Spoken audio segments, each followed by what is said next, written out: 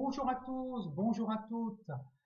Le Père Emmanuel et moi-même, nous sommes très heureux de vous retrouver, chers paroissiens catholiques ou protestants de Chili ou de Massy, puisque malheureusement nous n'avons pas pu nous réunir comme les autres années à cause des mesures sanitaires.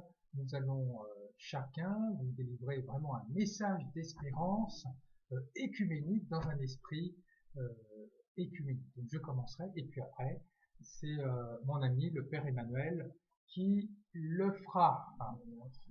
Voilà. Alors moi j'ai choisi, je vais pas vous lire un texte biblique, je vais vous lire quelques lignes d'un très bel ouvrage, un ouvrage d'un grand mystique du XVe siècle, qui a été très lu dans les milieux catholiques jusqu'au début du XXe siècle, qui a été aussi très lu dans les milieux protestants pieux jusqu'au XIXe siècle, et qui est très actuel.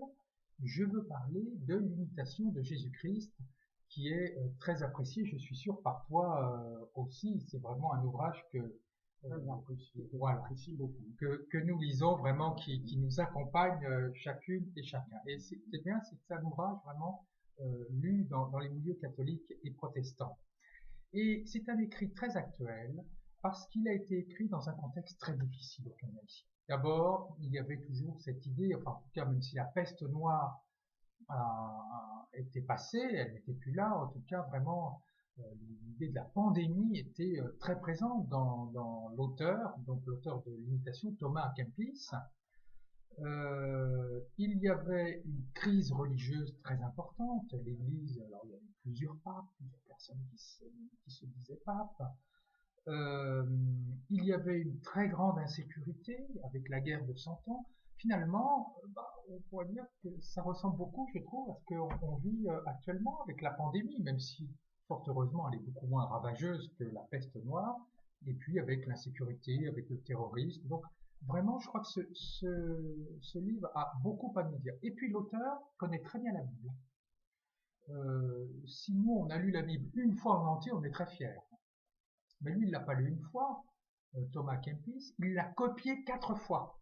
C'est pour vous dire que vraiment, il connaissait la Bible, voilà, il était copiste de métier, comme moine, mais il connaissait vraiment très très bien la Bible, et vraiment, c'est pétri de, l'imitation de Jésus-Christ est pétri d'esprit divin.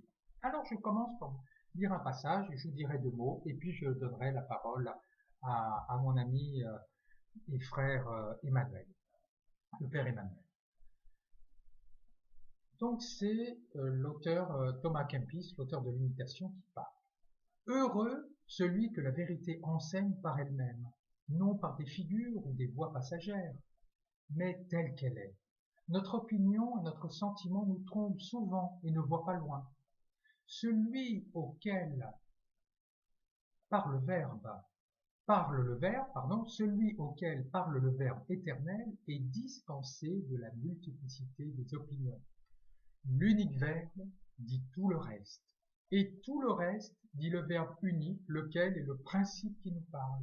Personne ne peut comprendre quoi que ce soit, ni juger droitement son lui. Que tous les docteurs se taisent, que tous les êtres créés fassent silence en ta présence, et que toi seul me parles. Je crois qu'il y a vraiment quelque chose de très vrai dans ce que nous avons lu. C'est que finalement, Dieu, il est au-delà de notre raison. On ne peut pas l'enfermer dans nos raisonnements.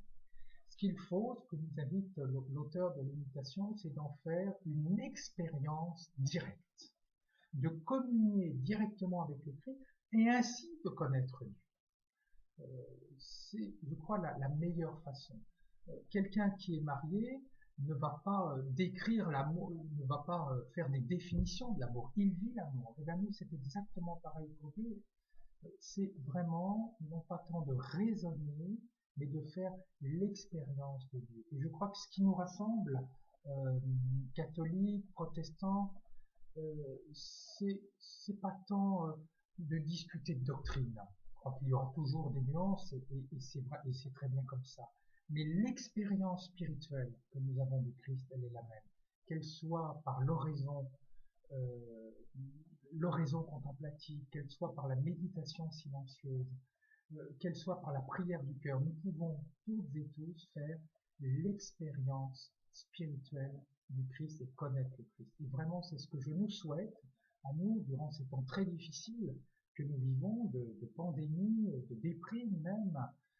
C'est vraiment d'approfondir notre relation avec le Christ pour faire l'expérience. Et je crois que là, vraiment, nous nous rassemblons, catholiques et protestants. Bah, je te laisse. Alors, merci mon frère Frédéric. Alors, nous sommes en train de vivre une expérience où notre monde est éprouvé par la pandémie. Et ce qui me vient à l'esprit, à moi, c'est de nous demander à nous entraîner à l'espérance. Rien n'est jamais perdu. Là est notre espérance chrétienne. La vie est une chaîne d'espérance. Il est vrai que ce n'est pas si facile que ça en ce moment où nous sommes éprouvés par la pandémie, de remettre l'espérance au cœur de nos vies. Mais il y a un passage de la Bible qui frappe. C'est un passage du livre d'Osée. Osée dit ceci, c'est le Seigneur qui parle dans le livre d'Osée. Je vais t'entraîner au désert et je te parlerai cœur à cœur. Et je ferai de la vallée du malheur la porte d'espérance. Vivre dans l'espérance. Et c'est une très belle image. L'image du désert est très parlante. Ça réchauffe le cœur. Nous gardons l'espoir de sortir des impasses et des moments difficiles. Il est vrai que nous traversons un désert depuis déjà 1 an. Et dans ce désert, nous perdons parents, amis et proches. Mais le Seigneur, il est là présent au cœur de nos déserts. Il nous dit, allons, ne vous arrêtez pas. Le désert, c'est une pérégrination, c'est un pèlerinage. Nous sommes appelés à traverser ce désert-là pour une terre verdoyante. Alors, chrétiens, chrétiennes, dans cette espérance, marchons. Ne nous arrêtons pas, marchons. Le Seigneur, il est là, au cœur de nos vies, au cœur de ce désert que nous traversons. Merci. Et si tu me permets vraiment de rebondir sur ce que tu dis, déjà, dès à présent, malgré le monde très difficile dans lequel nous vivons, je crois que nous pouvons vivre vraiment des moments de grâce, quand nous sommes en union avec Dieu. L'auteur de l'Imitation dit que le monde y passe, hein, et qu'il est très décevant. Mais il fait cette très belle prière à Dieu. Tu calmes mon cœur et tu me donnes une grande paix en même temps qu'une allégresse de fête. Et je crois que vraiment cette espérance, on la vit aujourd'hui, on fait l'expérience, je crois, par la prière, par la méditation de quelque chose qui nous aide vraiment à traverser cette épreuve-là. Ah ben oui, c'est le Seigneur qui est là, il calme notre cœur, il est là présent au cœur de nos vies. Voilà. Malgré les difficultés que nous traversons, le Seigneur il est là présent. Voilà. Faisons-lui confiance. Eh bien, catholiques, protestants, ensemble, nous marchons vers l'espérance, vers cette paix qu'il nous donne, et nous